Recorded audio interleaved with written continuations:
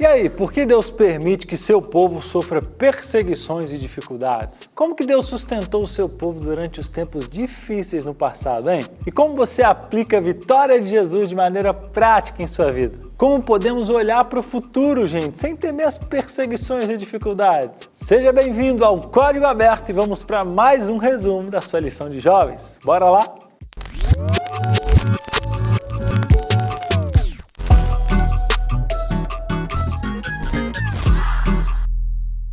E aí, você já ouviu falar da invasão da Rússia por Napoleão em 1812? Pois é, nessa época rolou uma batalha épica entre os exércitos da Rússia e os exércitos da França.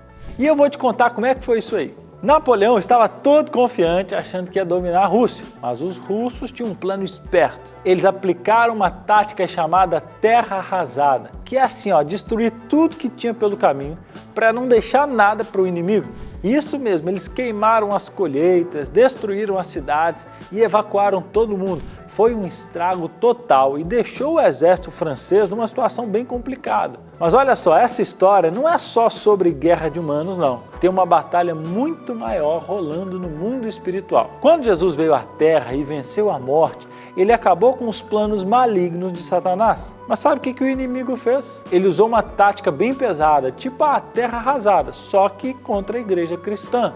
Ele tentou de tudo para atrapalhar a missão de Deus e levar todo mundo para o lado dele. Mas o jogo não acabou aí não. Deus não desistiu da gente e continuou lutando por nós. Mesmo depois que Jesus voltou para o céu, ele mandou o Espírito Santo para ficar do nosso lado e nos ajudar nessa batalha. E olha, tem sido uma luta intensa, mas sabemos que Deus está sempre conosco, nos dando forças para enfrentar qualquer desafio. Então, a lição dessa semana nos faz entender como Deus sempre dá a vitória para o seu povo, mesmo quando as coisas parecem difíceis. Por exemplo, você já estudou sobre um período da história da igreja conhecido como Idade das Trevas? Pois é, foi uma época em que os cristãos enfrentaram perseguições pesadas, mas também foi um momento de muita coragem e fé. Vamos voltar um pouquinho mais no tempo. Depois que o Espírito Santo desceu sobre a igreja, lá no dia do Pentecostes, começaram as perseguições contra os cristãos. Um dos caras mais famosos por perseguir seguidores de Jesus era Saulo, que depois passaram a chamá-lo de Paulo, e ele se tornou um dos principais pregadores do Evangelho. Ele viajou por toda a Europa espalhando a palavra de Deus, mas também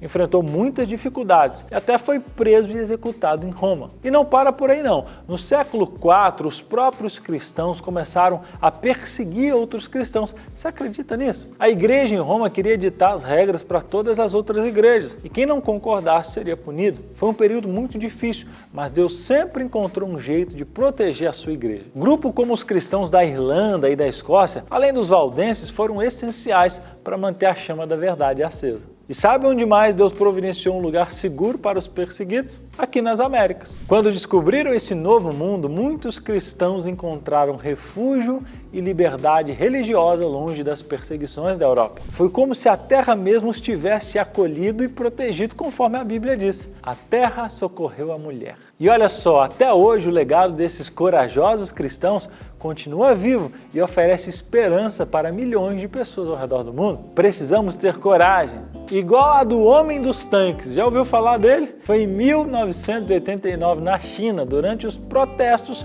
pró-democracia em Pequim. O governo chinês decidiu agir com força e repressão militar, deixando todo mundo tenso e com medo. E aí entrou em cena um herói improvável, conhecido como o Homem dos Tanques da Praça da Paz Celestial. Esse cara, cuja identidade ainda é um mistério, fez algo incrível. Com nada mais do que algumas sacolas de compra em mãos, ele se posicionou em frente a uma coluna de tanques que avançavam. Decidido, ele não deixou os tanques passar. E ele até subiu no tanque principal e teve uma conversa rápida com o motorista. Esse gesto de coragem foi fotografado e filmado, e as imagens correram o mundo, inspirando milhares de pessoas a enfrentarem suas próprias batalhas. Mas isso tudo me lembra de algo. Ao longo da história, sempre houve um grupo de pessoas corajosas que enfrentaram desafios gigantes por causa da sua fé em Deus, desde figuras bíblicas como Enoque, Noé e Abraão, até os primeiros cristãos durante o Pentecostes e muitos outros ao longo dos séculos. Essas pessoas, conhecidas como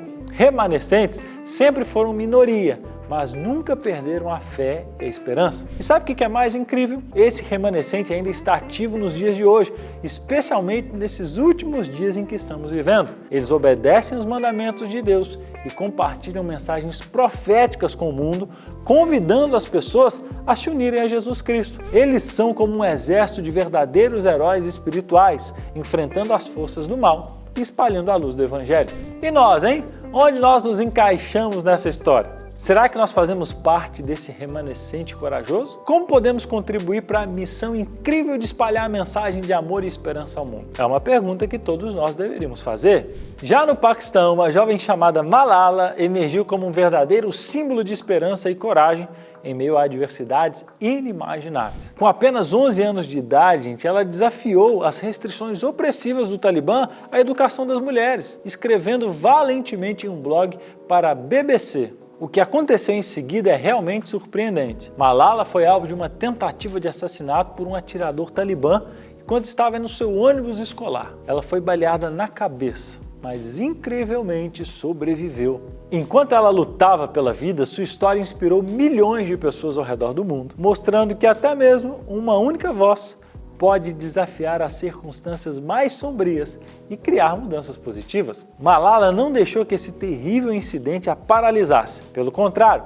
ela se recuperou e, com ainda mais determinação e força, ela fundou uma organização sem fins lucrativos para capacitar as meninas através da educação. E em 2014, aos 17 anos, tornou-se a pessoa mais jovem a receber o Prêmio Nobel da Paz. Sua história é um testemunho incrível de como a coragem e a determinação podem superar até mesmo os desafios mais terríveis. E sabe de uma coisa? Assim como Malala, nós também enfrentamos desafios em nossas vidas. Nós, como parte do povo remanescente, temos uma missão ainda maior: levar o Evangelho a todo mundo. Somos chamados a ser uma luz em meio à escuridão, proclamando a verdade centrada em Jesus com paixão e coragem. Jesus conquistou a vitória final sobre o pecado através da sua morte na cruz e ressurreição. E essa vitória está disponível para todos nós. Nada pode nos impedir de compartilhar essa mensagem de esperança e amor, nem mesmo a possibilidade de perseguição e morte. Então, pessoal, vamos refletir em que áreas da nossa vida ainda nós não permitimos que a vitória de Jesus nos liberte. O que está nos impedindo de entregar completamente essas áreas a Ele, hein? Será que tem alguma área assim?